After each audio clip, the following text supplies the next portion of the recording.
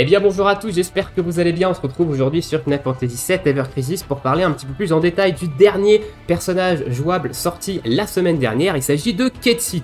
Donc dans cette vidéo, je vais d'abord vous donner mon avis sur les différentes armes qui sont disponibles pour ce nouveau personnage. On ira ensuite parler de ses limit break et on finira par une petite discussion un petit peu autour de ses différents rôles qu'il pourra endosser dans votre équipe. Je vous mettrai les timecodes en description. Écoutez sur ce let's go.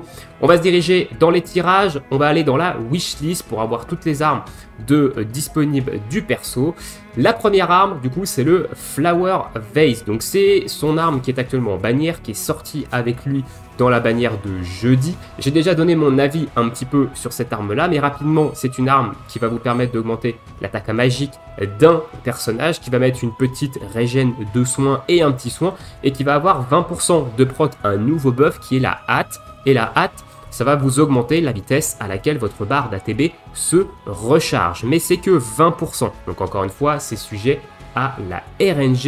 Et comme c'est un buff qui dure quand même jusqu'à 38 secondes au niveau maximum, c'est pas une attaque que vous allez faire tout le temps sur vos différents persos. Donc ça sert pas à grand chose, je pense, d'aller spammer cette attaque dans le but de spammer cette compétence plutôt dans le but d'aller chercher la hâte. Vous l'avez, c'est cool, vous l'avez pas, et bah écoutez, tant pis. Néanmoins, au niveau air abilité, c'est une arme excellente pour les DPS magiques parce qu'on a un gros boost de M attack et on a un boost de Magical Ability Potency. Jusqu'alors, on n'avait que la Sun Umbrella de Iris qui avait ce combo de air abilité et c'est ce qui rendait un petit peu les builds magiques un peu compliqués parce que la plupart des armes qui avaient ce boost d'Ability Potency avaient soit des PV, soit de la Magic Défense pour l'une des armes de maths. Et là, on a une nouvelle fois un combo Magic Attack, Boost Ability Potency.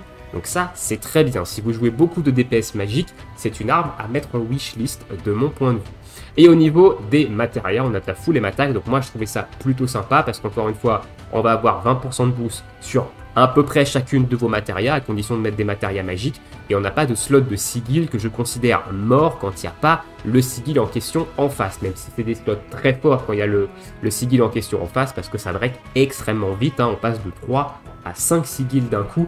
Donc ça peut être intéressant. Mais ça reste des slots niche. Ici, M attack, c'est plutôt cool. Allez, on va passer maintenant à sa première arme. Donc le Yellow Megaphone, c'est une arme qui va faire des dégâts physiques non élémentaires sur une seule cible, qui va avoir 30% de chance de critique. C'est l'arme qui a le taux de critique le plus élevé du jeu, donc ça fait environ une chance sur 3.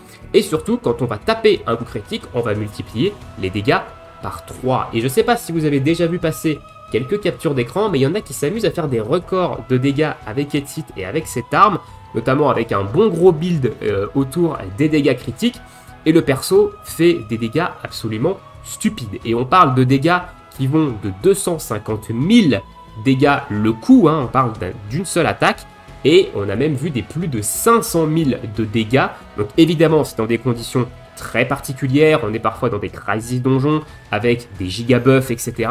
Mais c'est quand même assez drôle à voir, et on a peut-être ici la meilleure arme de DPS non élémentaire. Tifa était passée en première position de DPS non élémentaire avec sa bannière de Crossover Rebirth. Là, si vous faites un coup critique avec Ketsit, vous êtes quand même à des niveaux bien plus élevés que ce qu'est capable de balancer Tifa avec son arme du Crossover FF7 Rebirth. Encore une fois, il faut critique, mais on a quand même une chance sur 3 avec les 30%, donc ça reste quand même pas dégueulasse. Donc une arme qui est très intéressante, je trouve, sur le personnage, si vous comptez en faire un DPS physique. Encore une fois, il faut compter sur les critiques, donc il peut y avoir des combats où vous ne voyez jamais la couleur d'un critique, et dès que vous allez faire un critique, vous allez voir un gros chiffre, et ça peut être très très marrant. Au niveau de ses air habilités, boost d'attaque, c'est plutôt intéressant, et boost d'ability potency, c'est également très intéressant. C'est une arme qui va être en sub sur l'un de vos personnages à DPS physique. On a quand même une arme qui a beaucoup plus d'attaque physique que d'attaque magique, donc c'est plutôt côté physique, qui va permettre de finir entre guillemets un build. Vous avez votre niveau 7 de P attack, vous avez votre niveau 7 de boost d'ability potency sur votre DPS physique, et vous avez encore des slots d'armes à mettre en sub. Et bien une arme qui booste l'attaque et l'ability pot, ça peut également être très intéressant. Vous allez gagner encore plus d'attaque Et l'Ability Pot, ça augmente également encore plus vos dégâts quand votre jauge de posture d'attaque est au maximum, hein. Donc pas autant que les Ability et Magic Ability Potency, mais on peut monter quand même jusqu'à un petit 40% supplémentaire, ce qui est pas dégueulasse. Donc ça peut venir finir un build là-dessus. Donc arme plutôt très intéressante pour le perso, et également arme intéressante en sub pour du DPS physique. Au niveau des slots de Materia, attaque, P-attaque, P-attaque, bon, ok, ça va. Le slot d'attaque, un petit peu osef en même temps, mais bon, c'est pas trop grave.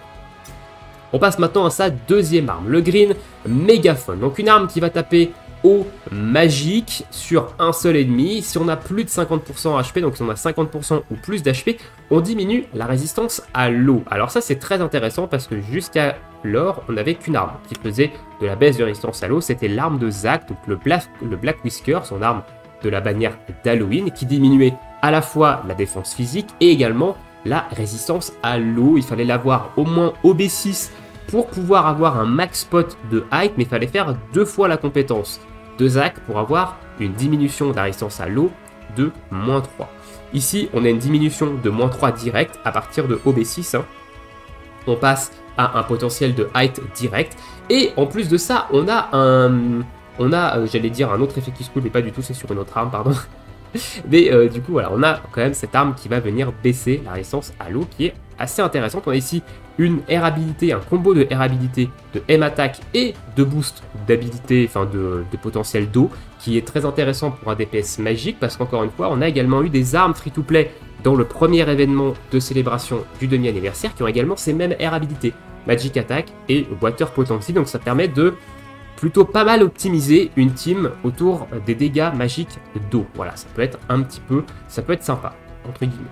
Et au niveau des matérias, on a ici M attaque et on a un slot de sigil rond. Alors intéressant quand il y a du sigil rond en face, slot mort quand évidemment il n'y a pas de sigil rond en face. Mais une arme intéressante parce qu'on a ici une nouvelle fois une arme qui break la résistance élémentaire et notamment la résistance élémentaire d'eau jusqu'à -3 direct, ce qu'on n'avait pas avant. Il fallait faire 2 capacités avec celle de Zac.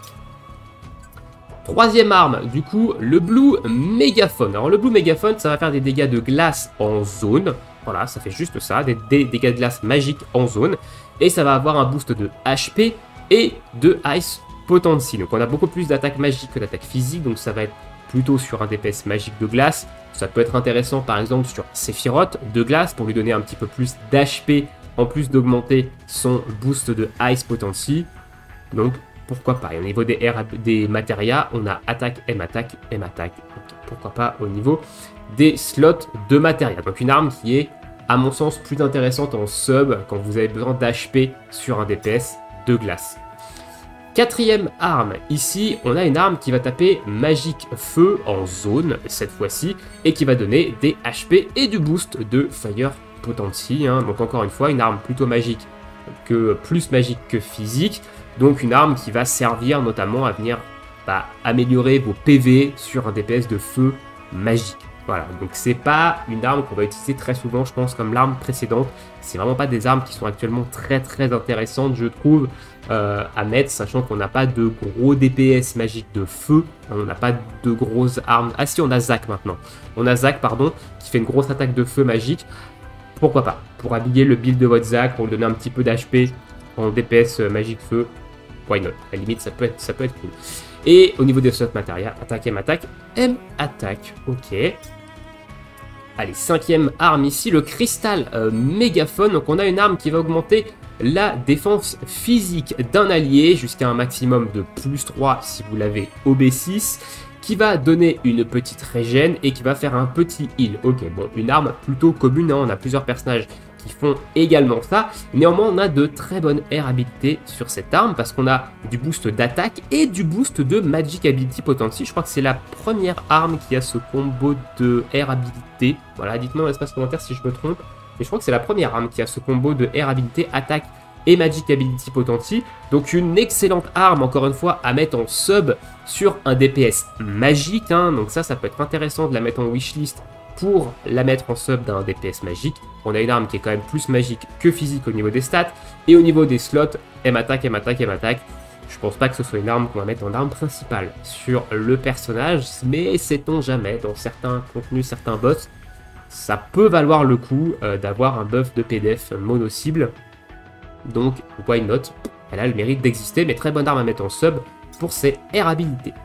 Arme suivante, le Silver Megaphone. On a ici une arme qui fait des dégâts non élémentaires sur un seul ennemi avec 20% de chance de coup critique cette fois-ci. Donc c'est une chance sur 5 de faire un coup critique. C'est quand même pas non plus fou, hein. On aurait préféré les 30% de la première arme. Ça va diminuer l'attaque, la défense physique pardon, de -1 jusqu'à un potentiel de -1. Donc on peut pas diminuer au-delà de -1 avec cette arme. Néanmoins, si on fait un critique, on la diminue de -3 directement. Voilà. Donc si vous faites pas de critique, vous pouvez pas aller au-delà de -1 en défense physique. Si vous faites un critique, c'est -3 direct. Donc on garde le côté RNG sur ce personnage-là. C'est ce que j'aime beaucoup en fait, de ce qu'ils ont fait avec Ketsit. On regarde sur ses différentes armes. Hein. Il a des effets un petit peu RNG, donc aléatoire sur le critique, sur ces différentes armes, et ça c'est plutôt sympa, enfin sur quelques-unes de ces armes, et ça je trouve ça sympa. Alors il y en a qui aiment pas du tout jouer avec sur ce genre de style, hein, sur ce genre de RNG, mais il y en a, je pense, qui vont trouver ça plutôt marrant. Donc là, -3 de défense physique directe pendant 30 secondes au lieu de -1 si on critique. Voilà, une chance sur 5 d'appliquer ça, pourquoi pas. Boost d'HP et boost d'ability pots. Je suis moyennement fan par contre de ce combo de air habilité. Je préfère quand même le attaque et l'ability pots parce qu'en général les HP on va les chercher autre part que sur ce genre d'armes, mais à la limite pourquoi pas. Pour venir compléter un build, il vous manque des PV, vous voulez quand même continuer à gagner un petit peu en DPS, ça peut être une arme plutôt sympa à mettre en sub, mais pour moi c'est pas la priorité, je pense, ce combo de air habilité. Et au niveau des matérias, bah, on a du full attaque, hein, classique, donc là on n'a aucun boost particulier sur de la M attaque ou sur de la P attaque. Pas fou, honnêtement pas fou, les slots de matérias, donc arme un petit peu marrante au niveau de sa C habilité, air habilité, ça dépend de la situation, et matérias vraiment pas folichon. Arme suivante, le Gold Megaphone. Alors, le Gold Megaphone, ça va faire une attaque physique non élémentaire sur un seul ennemi, encore une fois, 20% de chance de coup critique, donc une chance sur 5. Ça va diminuer la résistance au feu jusqu'à -3 à partir de OB6. Hein. Avant, vous êtes sur du -2 directement, avec néanmoins un max pot de -3, mais il va falloir faire 2 fois la compétence. À partir de OB6, vous faites une fois la compétence, c'est -3 directement de résistance au feu. Et si vous faites un coup critique, vous diminuez l'attaque magique de -3 en plus pendant 52 secondes. Hein. On a une réduction de magic attack de 52 secondes ici. Donc c'est une arme, bah, vous avez une chance sur 5 de proc ça. Si vous faites ce proc là, ça peut être très intéressant. Notamment c'est une arme très intéressante sur Shiva. Parce que Shiva elle est faible au feu et il faut lui diminuer sa M attack. Donc sur un coup de bol, la Shiva derrière, elle est debuff M attack, elle est debuff résistance feu à -3 et derrière elle prend des gigabaffs de l'espace. Donc ça peut être très drôle, mais encore une fois c'est une chance sur 5 d'avoir cette diminution de M attack. Au niveau des air habilités, c'est P attack et Fire ability, Fire potency. Très bon combo de air habilité hein, ici pour un DPS de feu, par exemple sur Cloud, hein, sur un Cloud de feu physique, ça peut être une très bonne arme à mettre en sub pour venir augmenter sa P attack et son boost de Fire potency. Au niveau des matérias, attaque, P attack, P attack. Ok, pourquoi pas, à la limite, c'est ok. Donc une arme qui peut faire des trucs sympas, et même si vous ne proquez pas la baisse de M attack, on a quand même -3 en résistance feu, ce qui reste quand même pas dégueu, même si l'arme de Sephi reste meilleure hein, en termes d'opti de baisse de résistance feu, hein, parce que vous avez de la baisse de magic défense avec, donc dans une optique de DPS physique feu, ça reste quand même un petit peu en dessous néanmoins de l'arme de Sephi. Ensuite, le Battle Trumpet. Alors le Battle Trumpet, ça va faire des dégâts physiques non élémentaires sur tous les ennemis cette fois-ci, avec 20% de chance de critique, encore une fois. Ça va diminuer l'attaque magique de -2 sur tous les ennemis, ok, de -2. Et si on fait un coup critique, on baisse l'attaque physique, en plus de ça, de -3 sur tous les ennemis. Donc encore une fois, une attaque RNG, hein, parce que vous avez une chance sur 5 de proc ce deuxième effet, vu qu'elle a que 20% de chance de critique, mais eh ben, vous pouvez avoir une grosse baisse d'attaque magique, donc de -2, et une très grosse baisse d'attaque physique de -3 si jamais vous faites un crit. Donc ça peut être sympa. Hein. Honnêtement, ça peut être sympa, mais encore une fois, une chance sur 5, hein, je le rappelle. Au niveau de ces air habilités, eh ben, c'est des air habilités qui peuvent être intéressantes. Alors on a de la paix attaque et du boost d'ability pot. Je suis moins fan de ce combo parce que de la paix attaque, on va en avoir bien plus facilement. Donc on va monter au niveau 7 de paix attaque très rapidement avec d'autres armes qui ont une deuxième air habilité beaucoup plus intéressante. Hein. On peut penser à du physical ability potency notamment, ou même du potentiel de dégâts élémentaires, ce qui est beaucoup plus intéressant que de l'ability pot. Ability pot, je trouve ça très intéressant avec une air habilité attaque tout court. Là, avec de la paix attaque, je trouve pas ça fou, parce qu'on va déjà être capé en paix attaque à niveau 7, donc en règle générale, donc je suis pas fan de ce combo, voilà. Mais c'est mon avis perso, encore une fois. Au niveau des matérias, attaque, paix attaque, ok, c'est pas non plus extraordinaire hein, au niveau des slots, mais arme qui peut être très drôle, hein. Néanmoins, si vous proquez son double effet qui se coule. Et la dernière arme, le Marching Horn, qui va lui augmenter la paix attaque d'une cible jusqu'à +3, donc une capacité plutôt déjà connue, hein, on a ça chez Matt par exemple, qui va donner une petite régène et qui va soigner, qui a des air habilités excellentes par contre pour un support, parce qu'on va avoir un énorme boost de heal, hein, 62 points ici si vous l'avez au maximum, sachant que c'est divisé par 2 quand vous le mettez en sub, donc on a quand même un 25 points, on atteint ici quand même un niveau 4 directement, avec cette arme, quand on la met en sub, et quand on la met en arme principale, on est sur un niveau 7 hein, ici, et derrière on a un debuff extension jusqu'à 26, et si on la met en sub, on est divisé par 2, donc on a quand même un level 2 ici de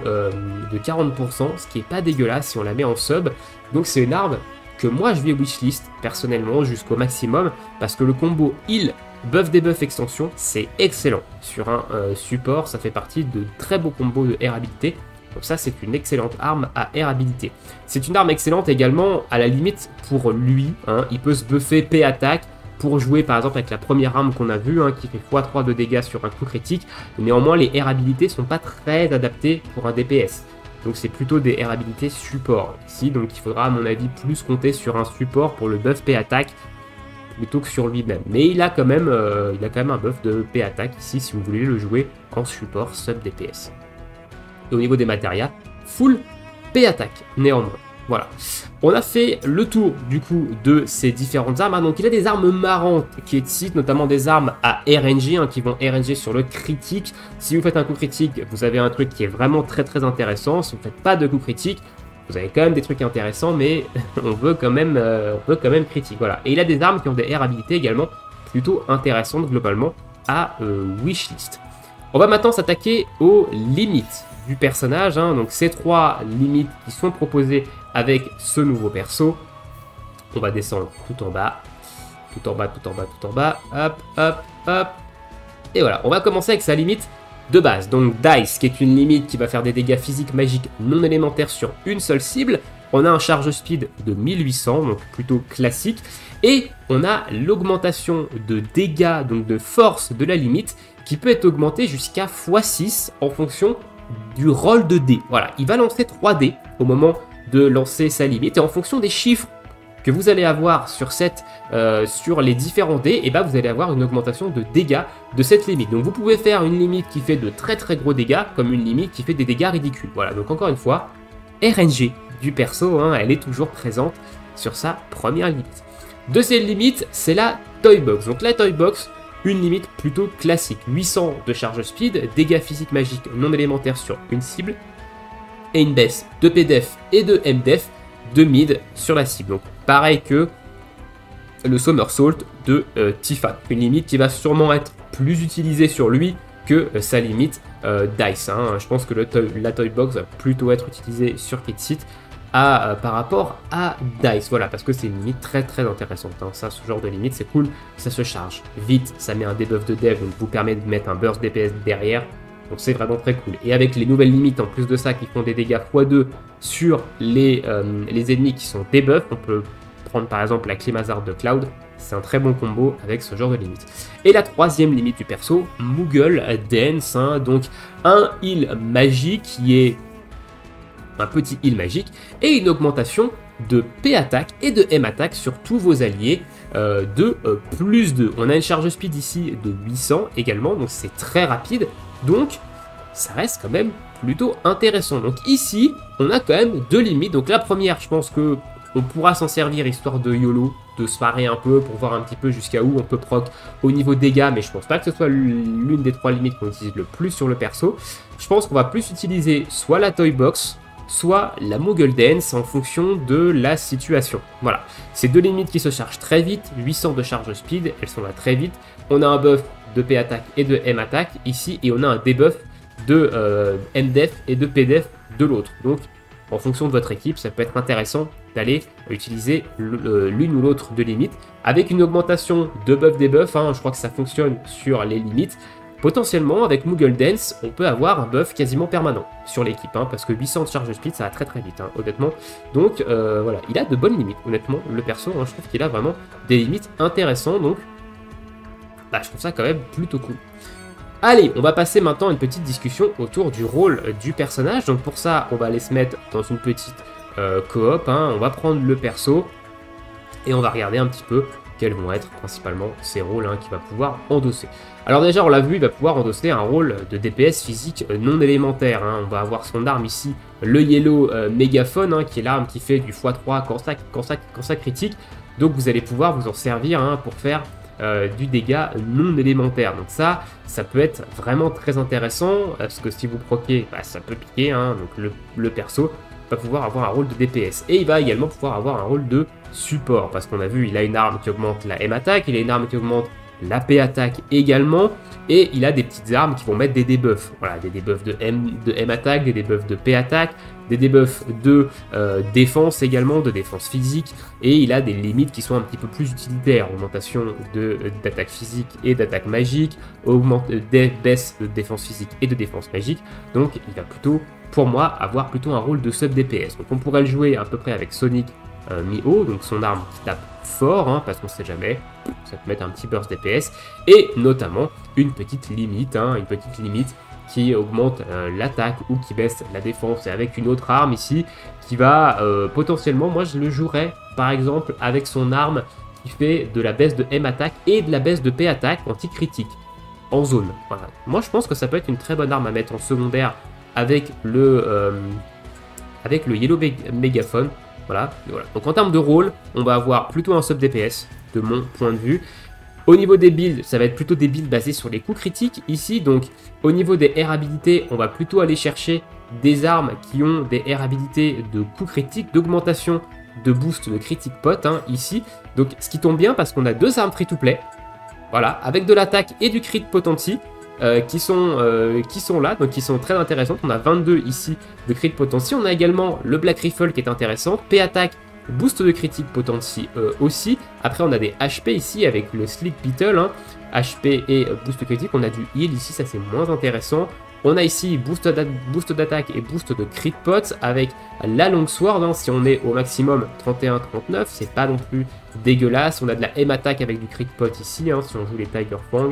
Et on a heal crit pot, PDF crit pot, HP crit pot et encore une fois PDF crit pot. Mais du coup, eh ben, on va pouvoir se servir de ces deux armes, free to play qui sont des armes quand même plutôt intéressantes, hein, sur le coup, et pourquoi pas une petite arme derrière en PV. Donc ça reste quand même plutôt intéressant. Maintenant il faut aller chercher de la P attaque, etc.